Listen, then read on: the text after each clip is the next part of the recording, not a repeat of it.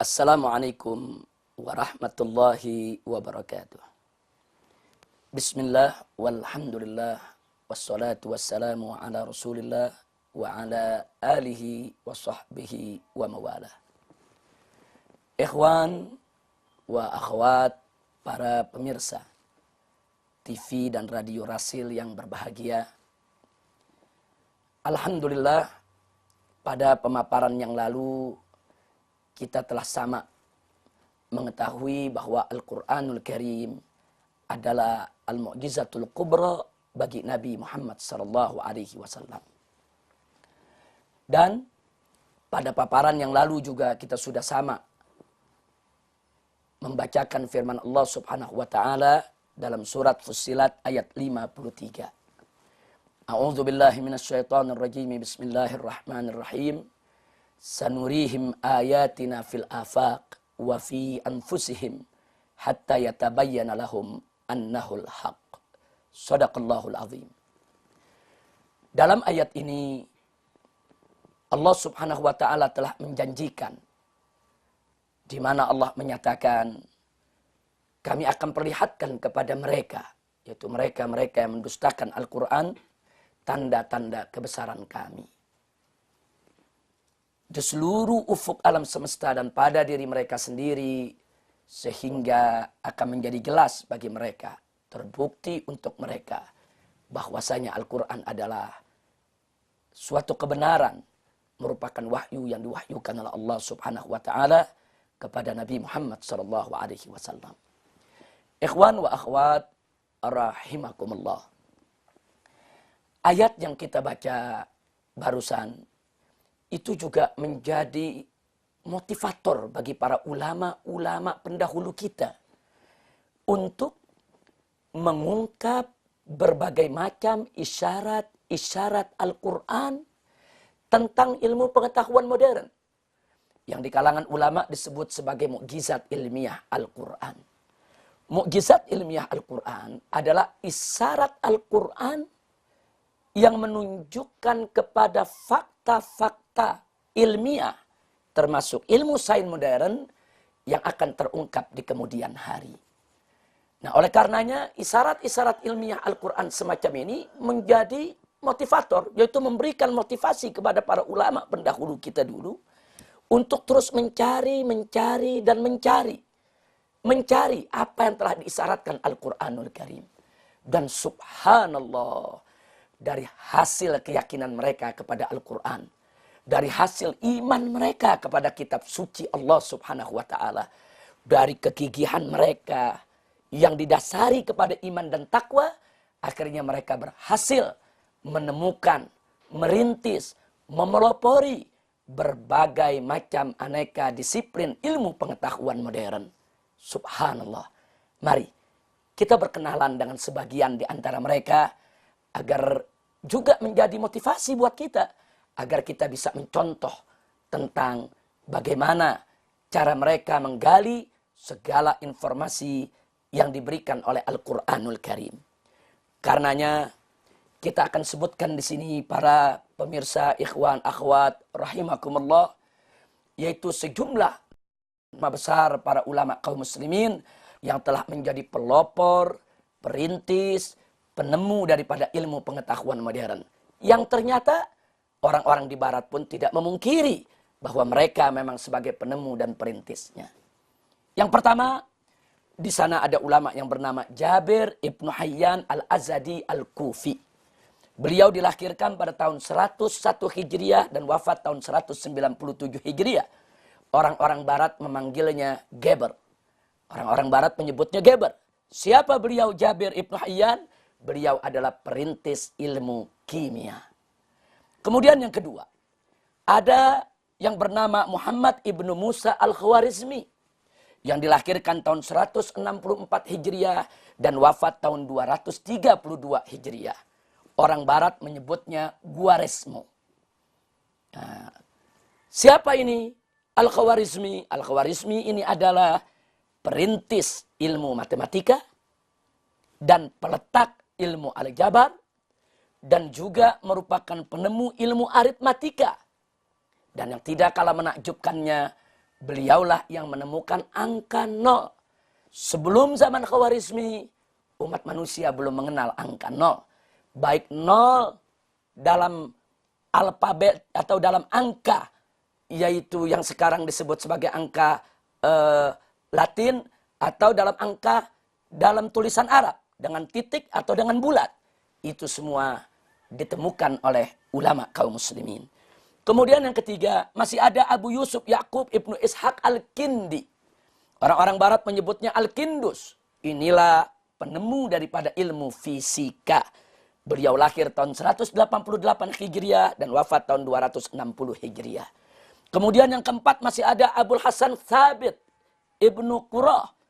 Nah, beliau ini dilahirkan tahun 221 Hijriah dan wafat tahun 284 Hijriah. Siapa beliau? Beliau adalah peletak ilmu fisika matahari. Dan yang menakjubkannya, beliau juga penemu segi 4 magic. Subhanallah. Segi 4 magic itu adalah satu persegi yang dibagi menjadi 9 kotak, yang kemudian setiap kotak diisi dengan angka-angka, yang kemudian hasil jumlah daripada angka-angka tersebut, baik kolom atau baris ataupun diagonal, semua jumlahnya adalah 15. Subhanallah. Nah, kemudian masih ada lagi yang kelima, yaitu Abu Abdillah Muhammad Ibnu Jabir Al-Battani, yang lahir pada tahun 240 Hijriah dan wafat tahun 317 Hijriah. Nah, beliau ini di barat disebut Al-Bateknius. Al-Bateknius maksudnya adalah Jabir Al-Battani, Ibnu Jabir Al-Battani. Siapa beliau? Beliau adalah peletak prinsip trigonometri. Beliaulah yang menemukan sin, kos, tangen, dan kotangen. Subhanallah. Kemudian masih ada lagi selain mereka, yaitu Abu Bakar Muhammad Ibnu Zakaria Ar-Razi. Di barat disebut Razes. Beliau adalah bapak kimia klinik kedokteran. Kemudian yang ketujuh masih ada lagi Abul Qasim Khalaf Ibnu Abbas Az-Zahrawi, yang dilahirkan tahun 325 Hijriah dan wafat tahun 404 Hijriah. Beliau adalah perintis ilmu bedah kedokteran. Kemudian masih ada yang ke-8 Abul Wafa Muhammad Ibnu Muhammad Al-Buzjani, yang dilahirkan tahun 328 Hijriah, wafat tahun 375 Hijriah. Inilah perintis geometri dan perumus kalkulus. Subhanallah. Kemudian masih ada yang ke-9 Abu Ali Al-Hasan Ibnu Al-Haythami Al-Basri, yang lahir tahun 354 Hijriah dan wafat tahun 430 Hijriah. Di barat disebut Afenetan. Afenetan. Siapa beliau? Beliau inilah peletak dasar ilmu fisika optik dan penemu kamera. Subhanallah, ternyata kamera itu juga yang menemukan ulama kaum muslimin. Kemudian yang ke-10 masih ada Abu Raihan Muhammad Ibnu Ahmad Al-Biruni, yaitu yang lahir tahun 362 Hijriah dan wafat tahun 442 Hijriah. Di barat disebut Al-Boron. Nah, siapa beliau? Beliaulah peletak sains modern dan beliaulah penemu ilmu geografi. Dan menakjubkannya, beliau inilah yang menemukan garis lintang dan bujur. Sebagaimana kita ketahui bahwa lintang dan bujur itu sangat berperan dalam ilmu pelayaran, ilmu penerbangan. Bahkan juga GPS saat ini yang terkenal banyak dipakai orang, itu bergantung sekali kepada garis lintang dan bujur. Kemudian masih ada yang ke-11, yaitu Abu Ali Al-Husain Ibnu Abdullah Ibnu Sina. Di barat disebut Avicenna. Dilahirkan tahun 370 Hijriah, wafat tahun 428 Hijriah. Nah, beliau inilah bapak ilmu kedokteran. Dan apa prestasi beliau dalam dunia kedokteran? Di samping beliau meletakkan dasar-dasar ilmu kedokteran, beliau adalah penemu alat suntik. Dan beliau juga penemu daripada obat bius. Subhanallah walhamdulillah. Nah, kemudian yang ke-12 masih ada Abul Fath Umar Al-Khayyam. Beliau ini seorang penyair yang hidup dari tahun 440 Hijriah sampai 525 Hijriah. Tapi menakjubkannya, ternyata beliau bukan hanya pandai bersyair, tapi beliau adalah penemu ilmu geometri analisa. Subhanallah. Yang ke-13 masih ada Abu Marwan Ibnu Zuhr, yaitu yang hidup dari tahun 464 sampai 557 Hijriah. Di barat disebut Avenzoar. Siapa beliau? Beliaulah yang mengembangkan ilmu kedokteran Ibnu Sina. Yang akhirnya beliau inilah yang menjadi guru daripada dokter-dokter yang ada di seluruh dunia. Kemudian yang ke-14 masih ada Abdurrahman Ibnu Muhammad Ibnu Khaldun. Nah, ini Ibnu Khaldun ini ulama yang terkenal. Beliau ini lahir tahun 735 Hijriah. Beliau inilah peletak dalam politik dan filsafat. Saya tambahkan satu lagi yang terakhir, yang ke-15, Ahmad Ibnu Majid An-Najdi, yang lahir tahun 832 Hijriah dan meninggal tahun 933 Hijriah. Ternyata beliau inilah navigator penemu kompas modern. Ternyata Vasco da Gama ketika keliling-keliling dunia itu memiliki seorang navigator muslim yang berasal dari Afrika. Bernama Ahmad Ibnu Majid An-Najdi. Vasco da Gama tidak akan pernah sampai ke benua Amerika. Tak akan pernah sampai ke benua-benua lainnya tanpa navigator ulungnya. Yang tidak lain dan tidak bukan adalah Ahmad Ibnu Majid An-Najdi yang merupakan penemu daripada kompas modern. Subhanallah, walhamdulillah, wala ilaha illallah, wallahu akbar.